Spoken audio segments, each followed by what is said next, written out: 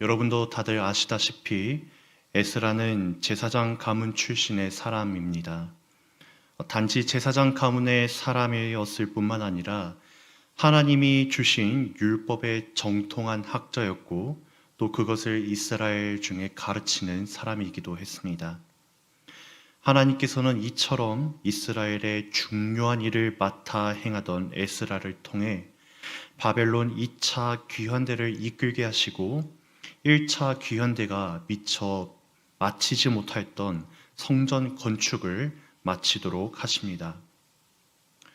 왜 하나님께서는 바벨론에서 돌아오는 백성들에게 각 성읍도 예루살렘 성벽도 아닌 성전을 먼저 건축하게 하셨을까요?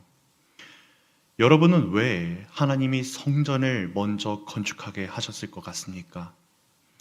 그리고 성전에는 어떤 의미가 담겨 있는 것 같습니까? 성전은 하나님께 제사를 드리며 예배하는 장소이지요. 한편으로 하나님께서 성전에 임재하시고 백성들의 예배를 받으셨다는 것도 생각해 보시기 바랍니다. 그렇다면 백성들은 성전을 통해서 죄뿐이던 우리들을 선택해 주시고 구원해 주신 이 하나님의 은혜를 기억해 볼 수 있지 않았을까요? 그리고 언약을 신실하게 지키시며 백성 삼은 자들을 돌보아 주시는 하나님과 교제할 수 있지 않았을까요? 이처럼 성전은 단순히 제사만 올려드리는 종교적인 건물이 아니었습니다. 하나님이 주셨던 은혜들을 기억하고 또 돌이켜보며 감사하고 또 기쁨으로 하나님과 교제하는 곳입니다. 이로써 하나님을 주로 높이고 그들은 하나님의 백성으로 주시는 말씀에 순종하며 거룩한 새 삶을 향해 보냄을 받는 곳이 바로 성전이라고 볼 수 있습니다. 그런데 바벨론 포로기 전에 이스라엘 백성들은 성전을 찾는 일이 매우 드물었습니다. 하나님과 교제하지 않았고 그동안 하나님께서 베풀어 주셨던 그 다양한 은혜들을 기억하는 일들도 적어졌습니다. 하나님께 제사를 드리는 이들 중에서도 하나님과 우상을 겸하여 섬기는 이들도 있었습니다. 하나님의 주되심을 인정하지 못하였기 때문이고 그들이 하나님의 백성들인 것을 받아들이지 못하였기 때문입니다. 하나님께서는 이스라엘에게 하나님을 주로 섬기며 다른 우상을 그들 가운데 세우지 않고 안식일을 기억하여 거룩히 지킨다면 그들을 백성으로 삼으시고 언약하셨던 축복을 주실 것을 분명하게 말씀하셨습니다. 그러나 더 이상 이스라엘 민족이 성전을 통해 하나님을 경배하지 않고 하나님과 교제하지 않고 예배하지 않자 하나님은 그들을 벌하셨습니다. 바로 아수르와 바벨론의 침략을 당하게 하셔서 그들의 땅으로 사로잡혀가게 하신 것입니다. 그러나 하나님께서는 성전을 세운 솔로몬을 통해 한 가지 약속을 주신 바가 있습니다. 역대하 7장 14절부터 16절의 말씀을 보시면 이와 같이 기록되어 있습니다. 내 이름으로 일컫는 내 백성이 그 악한 길에서 떠나 스스로 겸비하고 기도하여 내 얼굴을 구하면 내가 하늘에서 듣고 그 죄를 사하고 그 땅을 고칠지라. 이곳에서 하는 기도에 내가 눈을 들고 귀를 기울이리니 이는 내가 이미 이 전을 택하고 거룩하게 하여 내 이름으로 여기 영영이 있게 하였음이라. 내 눈과 내 마음이 항상 여기 있으리라. 아멘. 하나님은 성전을 택하셨고 거기에 여호와의 이름을 영원히 있게 하셨습니다. 또 하나님의 눈과 마음이 항상 성전에 있을 것이라고 하셨습니다. 그러므로 백성들이 타락하여서 벌을 받는 중에서도 회개하고 하나님을 향한 유일한 믿음을 되찾고 하나님의 법도에 순종하고 하나님만 경배할 때 하나님께서는 그들을 회복하시고 그 땅을 고쳐주실 것이라 하셨습니다. 이 약속은 바벨론에 끌려가는 백성들에게도 동일하게 주셨습니다. 그래서 바벨론으로 사로잡혀 가게 된 백성들은 그 땅에서도 에스라처럼 율법을 가르치는 이들을 양성하였습니다. 또 백성들은 그들을 통해서 말씀을 가르침 받았고 하나님을 찬양하였고 하나님께 예배하였습니다. 그들은 그 땅에서 예루살렘으로 돌아가 성전을 건축할 날을 꿈꾸었고 하나님을 주로 섬기고 복받는 거룩한 백성, 그와 같은 새로운 삶을 기대하며 살아왔습니다. 그리고 하나님께서 약속하신 70년의 시간이 지난 뒤 드디어 1차 바벨론 귀환 자들이 예루살렘으로 돌아오게 되었습니다. 이들은 귀환한 후에 7째 달에 일제히 예루살렘으로 모였습니다. 아직 성전의 기초를 놓지 못했지만 요사닥의 아들 예수아와 그의 형제 제사장들과 스알디엘의 아들 스룹바벨과 그의 형제들이 일어나서 하나님의 제단을 만들었습니다. 거기에 일제히 모인 온 무리들은 모든 거룩한 절기들을 지키기 시작했습니다. 그리고 그들은 매일 아침 저녁으로 그곳에 모여서 번제를 드렸습니다. 왜 그들은 아직 성전이 지어지지 않았지만 그곳에 모여서 번제를 드렸습니까? 왜 그들은 거기에서 거룩한 절기를 지켰습니까? 복을 받기 위하여서 그와 같이 했습니까? 아닙니다. 에스라 3장 3절의 말씀을 보시기 바랍니다. 무리가 모든 나라 백성을 두려워하여 제단을 그 터에 세우고 그 위에서 아침 저녁으로 여호와께 번제를 드리며 라고 기록되어 있습니다.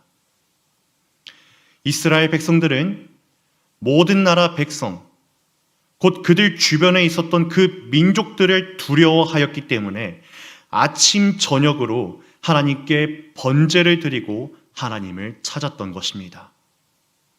이스라엘은 그 주변 민족들의 무엇을 두려워하였을까요? 그들의 강한 군사력을 두려워하였을까요? 그들이 가지고 있었던 그 무역로의 막대한 이윤과 권력을 두려워하였을까요? 그들이 가지고 있었던 풍성한 과실들을 맺는 그 기술을 두려워하였을까요? 그들이 가지고 있었던 목축들을 번성하게 하는 그 기술들을 두려워하였을까요? 그런 것들이 아닙니다. 이스라엘 백성들이 진짜 두려워했던 것은 그 주변 나라들이 오래전부터 조상들에게 한 일을 다시 그들에게 할까봐 염려하고 두려워했습니다. 유혹과 협박과 권모와 술수로 그들의 마음의 두려움을 심겨주고 하나님을 의심하게 하고 하나님을 떠나게 하는 하나님을 모르는 자들의 악함을 두려워했던 것입니다. 하나님의 역사를 방해하여 이스라엘 민족을 망하게 하려는 사탄의 세력에 속한 저 이방인들의 악함을 두려워했던 것입니다. 이들은 이제 이 두려움을 벗어나기 위하여 아침과 저녁으로 하나님을 찾았습니다. 그날 그 하루만, 그 달만 그렇게 한 것이 아닙니다.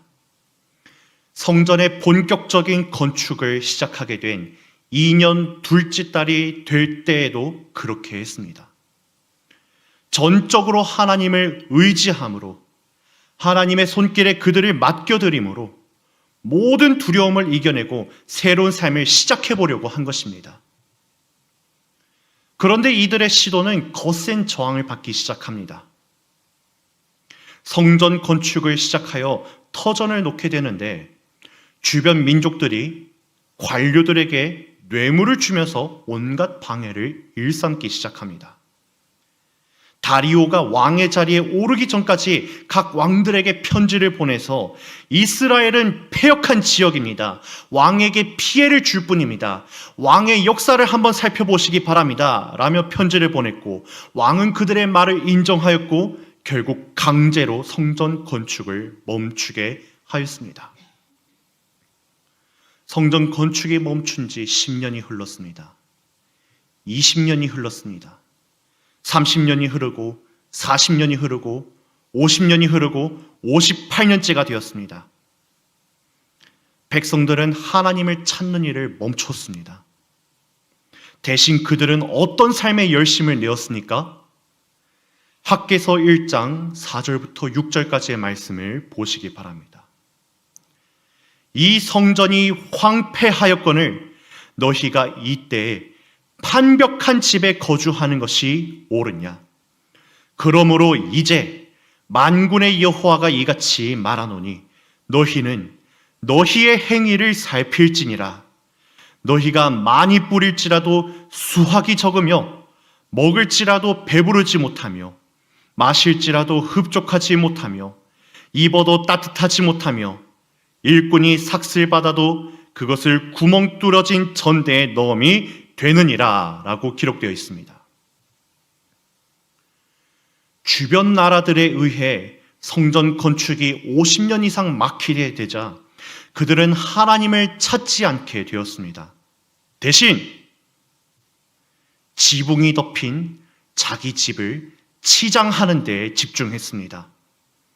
하나님께 뜻을 구하고 순종하는 것보다 그들의 배부름과 그들의 따뜻함과 그들의 삭슬 위해 사는 일에 더 집중했습니다. 주 대신 하나님을 따르고 그의 백성이 되는 삶을 살기보다 주변 나라들의 사람들처럼 살기를 더 편하게 여기고 더 당연하게 여겼던 것입니다. 에스라를 통해 성전 건축이 마무리되었을 때도 마찬가지였습니다. 에스라 9장 1절부터 2절까지의 말씀을 보시기 바랍니다. 이 이후에 방백들이 내게 나와 이르되 이스라엘 백성과 제사장들과 레위 사람들이 이 땅 백성들에게서 떠나지 아니하고 가나안 사람들과 헷 사람들과 브리스 사람들과 여부스 사람들과 암몬 사람들과 모압 사람들과 애굽 사람들과 아모리 사람들의 가증한 일을 행하여 그들의 딸을 맞이하여 아내와 며느리로 삼아 거룩한 자손이 그 지방 사람들과 서로 섞이게 하는데 방백들과 고관들이 이 죄에 더욱 으뜸이 되었다 하는지라 라고 기록되어 있습니다. 성전 건축이 마무리되었다면 백성들은 어떻게 살아야 하겠습니까? 이전에 결단했었던 새 삶을 향해 열심을 내어야겠지요. 몸부림을 더 힘써 쳐야겠지요. 하나님만 주로 섬기는 일에 온 마음을 다하여 힘을 써야 합니다. 하나님의 말씀을 따라서 세상에 하나님의 거룩하심을 증거하고 하나님께 영광을 올려드려야 합니다. 하지만 제사장들과 레위 사람들은 무엇에 집중하는 사람들이 되었습니까? 백성들 중에 거하면서 세상의 유익을, 세상의 문화를, 세상의 습관을 따라서 거룩함을 버리는 사람들이 되었습니다. 또 어떤 일이 있었습니까?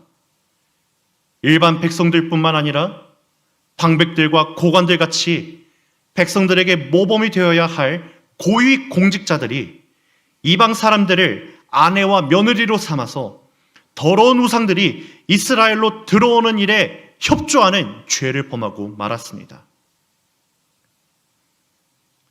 에스라 9장 12절 말씀을 보시면 평화가 필요했기 때문에, 행복이 필요했기 때문에, 아름다운 먹을 것이 필요했기 때문에, 자손에게 물려줄 유산이 필요했기 때문에 이방인의 딸들과 결혼을 맺었다고 말하고 있습니다.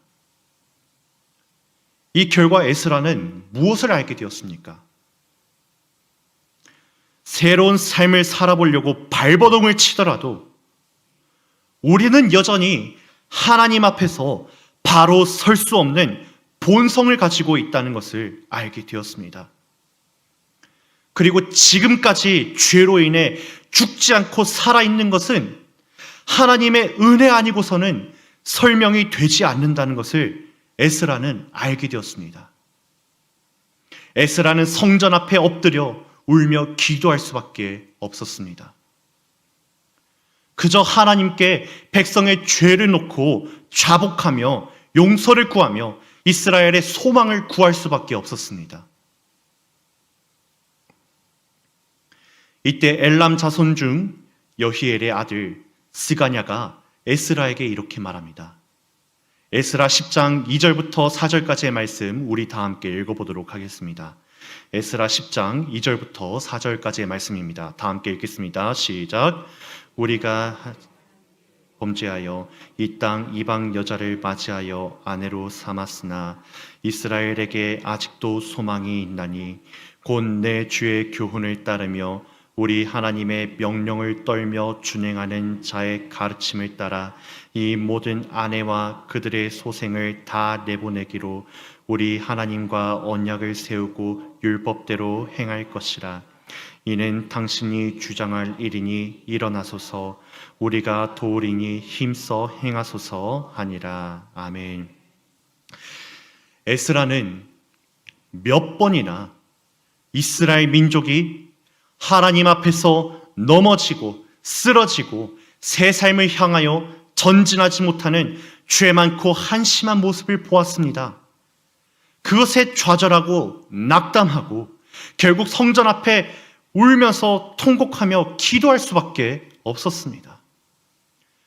그러나 에스라가 망각하고 스가냐가 기억했던 것은 그 어떤 환난 중에서도 악한 길에서 떠나 스스로 겸비하고 기도하여 하나님의 얼굴을 구하면 하나님께서 하늘에서 듣고 그들의 죄를 사하고 그들의 땅을 고쳐주시겠다는 그 약속을 스가냐는 기억했습니다. 그리고 스가냐는 에스라에게 주의 교훈대로 행할 것이라고 다짐하며 에스라, 당신이 일어나 일을 주장하라고 말합니다. 우리가 그것을 돕겠다고 말합니다. 에스라는 일어납니다. 그리고 3일 내에 모든 이스라엘 사람들이 예루살렘으로 다 모이도록 공포합니다. 9째 달 20일이 되었습니다. 이 달은 지금으로 치면 11월에서 12월쯤 되는 달이라고 봅니다. 우기가 되는 때로 비가 추적추적 내리고 있는 때입니다. 비가 내리는 날 모든 이스라엘 백성들이 하나님의 성전 앞 광장에 모여서 두려워 떨고 있었습니다. 에스라는 그들 앞에 섰습니다. 그리고 에스라는 이스라엘의 죄를 더하게 한 이방 여자를 아내로 삼았던 너희들은 곧 하나님께 죄를 자복하고 하나님의 뜻대로 행하여서 지방 사람들과 이방 여인을 끊어 버리라고 말하였습니다. 에스라는 이 지방 사람들과 아내 삼았던 이방 여인들을 끊어 버리라고 했는데, 여기 끊어 버리다는 단어는 원어에서는 어떤 물질이나 어떤 환경이나 어떤 상태가 결단코 다시는 혼합되지 않고 완전히 분리되어 있을 때 쓰이는 단어입니다. 즉 에스라는 이제 이 시간 이후로 이스라엘은 절대 이방인과 섞이지 않을 뿐만 아니라 그들과 관련된 어떤 것도 이스라엘 안에 들어오는 것을 허용하지 않겠다는 것을 말하고 있는 것입니다. 새 삶을 보호하기 위해서라면 이처럼 철저히 죄에서 분리되어야 하는 현실을 그들에게 깨닫게 하고 있는 것입니다. 그런 결단이 없이는 결코 앞으로 전진할 수 없다는 것을 알게 하고 있습니다. 물론 15절의 말씀을 보시면 아사엘의 아들 요나단과 디고아의 아들 야스야 그리고 무술람과 레위 사람 삽부대가 이를 반대하고 있긴 합니다. 하지만 나머지 사로잡혔던 자들의 자손은 그대로 행합니다. 이방 여인을 아내로 맞이한 자들은 조사를 순순히 받았고 또 그들은 열심히 그 죄를 조사하였고 조사받은 이들은 하나님 앞에 맹세한 대로 아내와 자녀들을 모두 내어보냈고 그들은 하나님께 그 죄로 말미암아 속건제를 드리며 그들의 죄를 용서받았습니다. 이들의 회개로 인하여서 하나님은 진노를 거두셨습니다. 그리고 계속해서 바벨론에서 귀환하는 자들이 오게 하시고 또 그들을 통해 예루살렘 성벽을 쌓게 하시고 또 하나님께서는 계속해서 이스라엘이 회복해 하시고 또 그 나라를 통해서 구원자가 임하게 하시는 놀라운 역사를 이루어가게 하셨습니다. 오늘 말씀을 살펴보는 우리도 하나님만 주로 섬기고 하나님의 백성들이 되어 세상에 하나님께 영광을 올려드리는 삶을 사는 이 복된 삶을 살아야 하는 줄을 알고는 있지만은 여전히 죄에 속박되어 있을 때가 참으로 많을 것입니다. 이럴 때 우리들은 후회도 많이 할 것입니다. 눈물도 많이 흘릴 것입니다. 고쳐지지 않는 자신을 바라보며 한심하게 여겨질 것입니다. 그러나 하나님께서 솔로몬에게 주신 약속대로 하나님의 얼굴을 찾고 죄를 회개하며 나오는 자들을 받아주시는 것과 같이 우리 또한 중보자 되신 예수님을 믿음으로 하나님께 모든 죄를 단번에 그리고 완전히 용서를 받았습니다. 그리고 은혜 안에서 죄에 대하여서 죽게 하시고 의에 대하여서 살게 하시는 놀라운 역사를 허락받았습니다. 그렇다면 이제 우리는 어떻게 살아가야 할까요? 오늘 말씀에서 에스라가 이스라엘 민족에게 단호히 이방 아내와 민족을 끊어버리라고 한 것과 같이 우리도 우리를 지배하려는 죄에 대하여서 단호히 끊어내야 합니다. 로마서 6장 12절부터 13절까지의 말씀을 보시면 이와 같이 기록되어 있습니다. 그러므로 너희는 죄가 너희 죽을 몸을 지배하지 못하게 하여 몸의 사욕에 순종하지 말고 또한 너희 지체를 불의의 무기로 주에게 내주지 말고 오직 너희 자신을 죽은 자 가운데서 다시 살아난 자 같이 하나님께 드리며 너희 지체를 의의 무기로 하나님께 드리라 라고 기록되어 있습니다. 우리들은 새로운 삶을 살기 위하여서 크게 결단해야 합니다. 그러나 그 결단과 비례하여 우리들은 연약한 모습을 보이기 쉬운 존재들입니다. 언제나 죄에 넘어가기 쉽고 또한 유혹을 받기 쉬운 존재들입니다. 하지만 하나님께서는 늘 스스로 겸비하게 하시고 또한 하나님께 돌아와 죄를 회개하게 하시고 또한 그 죄에 대해서 돌이켜 하나님의 은혜를 구하게 하십니다. 또한 에스라가 말한 것과 같이 그 죄에 대하여서 단호히 끊어버리게 하시고 하나님께 대하여서 은혜에 담대히 살아가게 하십니다.